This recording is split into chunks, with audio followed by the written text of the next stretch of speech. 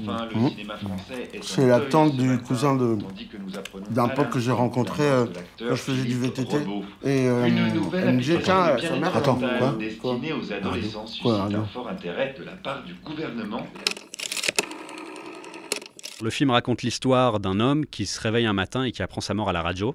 Alors le premier problème, c'est qu'il va très bien, et en plus, la rumeur prend de l'ampleur malgré ses tentatives un peu vaines et maladroites de démentir l'information. En fait, il y a quelques années, avec un ami, on s'est lancé un défi qui était de ne pas avoir de portable dans la chambre, tu vois, parce que sinon tu te lèves, tu prends le portable et tu passes une demi-heure sur Insta et ta journée est un peu pourrie. Et du coup, pour ça, j'ai sorti le vieux radio réveil. Et donc, j'ai pris l'habitude de me réveiller avec la radio. Mais en fait, c'était pire, parce que du coup, je me réveillais avec les épidémies, la guerre, le climat. C'est là où j'ai éprouvé un peu ce qu'était l'agression que représentait l'information, et j'ai eu cette espèce de flash qui était l'image d'un mec qui se réveille un matin et qui apprend sa mort à la radio. J'ai développé l'idée et elle est entrée en résonance avec le thème de la société de l'information. On est dans un monde maintenant où les fake news font partie du quotidien, où du jour au lendemain, des choses fausses peuvent se répandre et contaminer la société. Donc en fait, c'était une sorte de trope absurde qui est totalement admis en fait dans le monde moderne, parce que c'est juste la manière dont notre société fonctionne maintenant. Le film naît d'une angoisse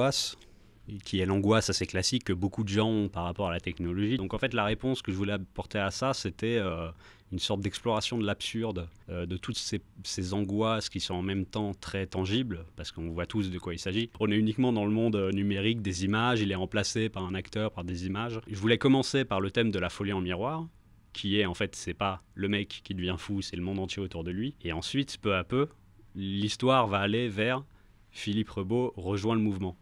Et donc, il intègre la folie collective en faisant cet acte complètement fou, insensé. Et en fait, à la fin, c'est un Philippe qui est devenu complètement machine, tu vois. C'est le remplacement de l'homme par la machine. Ça enregistre ? Oui, c'est bon, là, ok. Alors, salut, c'est Phil Rebaud. Enfin, Phil, certains d'entre vous me connaissent, ou me reconnaissent. En tout cas, il y a eu des rumeurs sur Internet qui disent que je suis mort, et comme vous pouvez le constater, je suis vivant et je suis en pleine forme.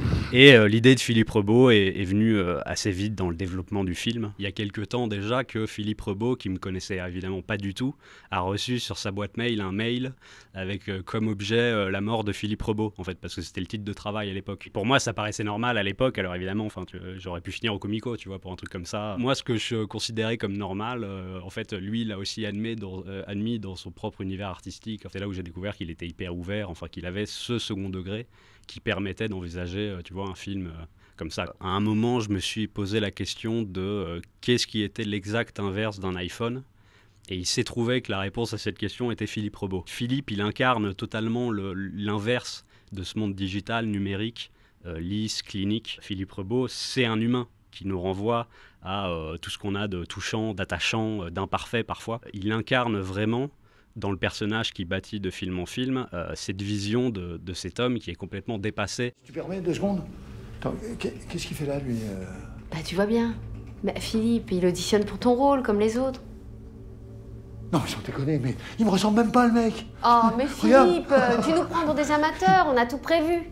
On va te recréer numériquement. Ah bon ? Pour tes prochains rôles.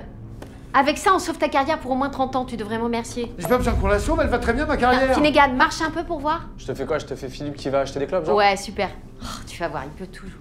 C'est là où Finnegan a trouvé un moyen de faire exister le personnage de manière très marrante et très féroce, parce que c'est vrai qu'il est insupportable, quoi. L'écriture était relativement neutre, il est venu, il l'a chargé, parce que je pense que ça a été aussi un peu un exutoire pour lui. C'est évidemment pas lui.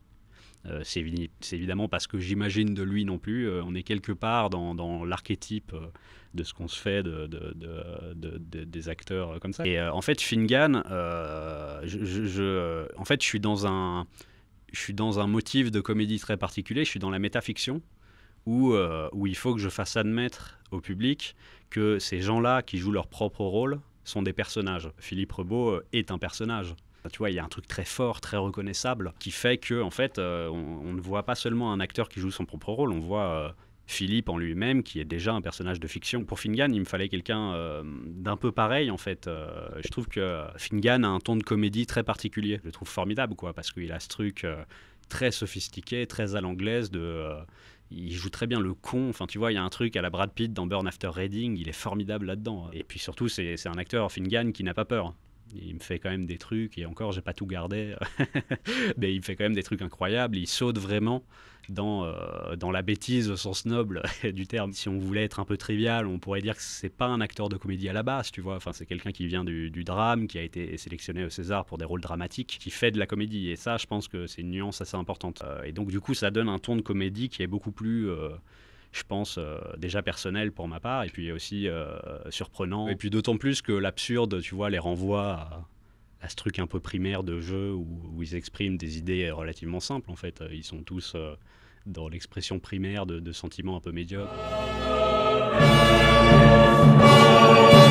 Ça fuit. Voilà, désolé, excuse-moi, je t'ai fait peur. Non, je m'entraînais encore un peu à faire ta voix.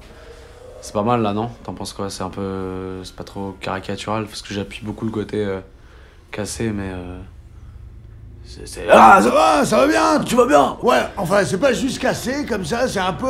Puis, y a la gouaille aussi, y a la gouaille, enfin... Je sais pas. T'en penses quoi? C'est bien, non?